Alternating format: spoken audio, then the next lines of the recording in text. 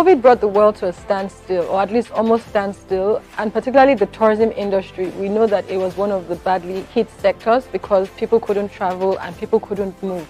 But I would say that it's important that we continue to look to the future, and that's one of the skills we have as human beings. We're always hopeful and looking to the future. We have seen that domestic tourism has become almost an opportunity that people have started to see as one area to develop. And that's something to be hopeful about. I am quite excited about what domestic tourism development will mean for Nigeria and also what it will mean for West Africa. And so in that regard, I would say the future is exciting.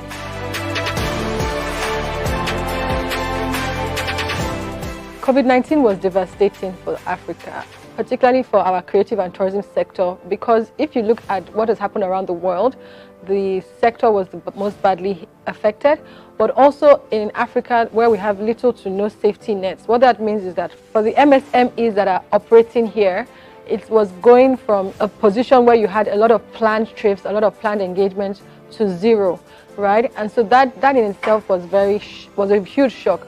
But I'm happy because what we were able to do, or what I was able to do, was I was part of the COVID-19 committee that was set up by the Lagos state government, and we were able to then also look at what we can do for the sector, speaking to agents and entrepreneurs in the sector to see what are their issues, what are their pain points, and how can we create some sort of support for the sector. And as part of that committee, which was chaired by Joke Silva, I'm very happy that we were able to release 2 billion naira to some of the micro, small and medium-sized enterprises in Lagos. COVID did lead to a decline in arrivals of 40%, right, for West Africa, and that had a lot of ripple effect in terms of on various points across the tourism system. But then the key thing that I think we need to also focus on is data to guide decision making. We need to start to know what are the actual numbers that we want in destinations, what are the actual numbers that can come, and how do we plan for that. So I would say that some of what we're saying in terms of the decline was really more of an estimate. I would say that the numbers were even more harsher than that. And so we need to also start to say, how do we start to collect better quality data?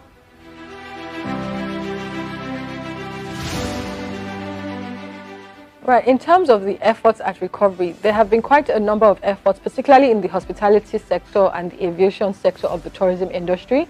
So I would say there has been a lot of pivoting for hospitality facilities that are looking to provide more better at-home services. So for example, for the restaurants, as well as for the hotels, they're looking at how they can upskill workplace solutions to focus on more domestic businesses and also more domestic activity. And I would say that in terms of the efforts, one thing that we need to focus on now is our destination development as well as our destination management. Because if we're having the hospitality sector, if we're having the aviation sector, how do we also ensure that within Nigeria, within West Africa, there are more places that people can go that have good quality, that can give them great visitor experiences?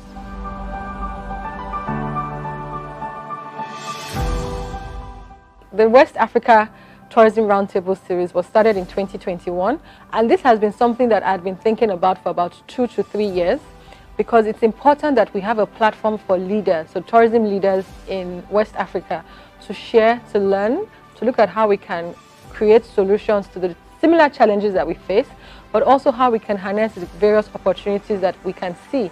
And so the idea is that we create a roundtable session in a hybrid format, physical and virtual for those in other countries, so that we are able to then provide speakers that can talk to key points, and also then have roundtable sessions that can deliberate on it, together with a communique that is released after the roundtable sessions that goes to various tourism boards across the West Africa region. And it's hopefully, the idea is that this would lead to an elevated industry. It will start to show how serious the tourism economy can be, and will also start to identify the stronger players that are able to really make the difference that we see.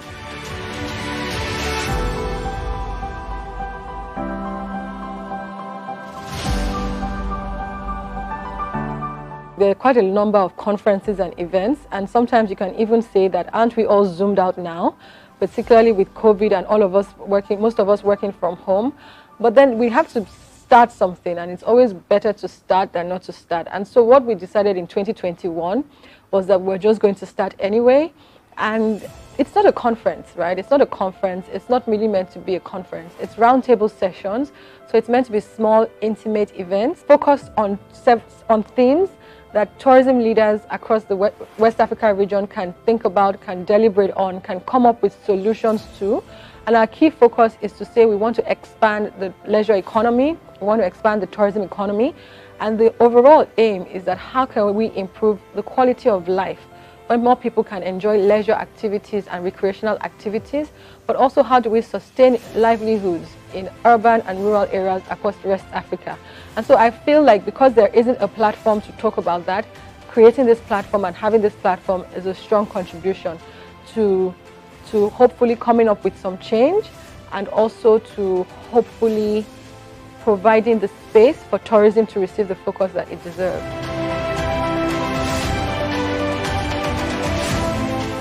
One key thing is that it is important to professionalize our sector. It's important to show that there are serious professionals working in the sector. And one of the impacts from the West Africa Tourism Roundtable is this opportunity to collaborate, to network, and to do good work. And we've already seen some impact. In already just one session that we had in March, we've been able to identify, or rather we've had 3 different people come to us to talk about projects that they had secured from attending this roundtable session. We have also been able to set up a public sector engagement committee that is going to work with the ministry in Lagos, who have said that they are open to working with us and they're happy to have this platform where we can work together with practice, with private sector, where we can hopefully provide ideas to challenges and they can also share with us what they're doing. So more dialogue. Another key impact that we hope to have is that we want to have stronger engagement with the public sector, which is a key need that we know, but we also want to have stronger contributions to capacity building and tourism development. And that came from this second session that we've just finished today, where people have shown interest in facilitating, in training, and also in creating platforms that can then be used for tourism capacity building and education. So I think the impact is quite immense to go forward, and we've only just started. There's a lot of work to do, but we're ready for it. We've also had someone share that they have a magazine that they're going to facilitate contributors that have attended the roundtables to share. We've had other people also invite practitioners to come and address some of the solutions they are needing to solve, for example, destination development. So I would say it's creating that space for serious conversation geared towards solutions.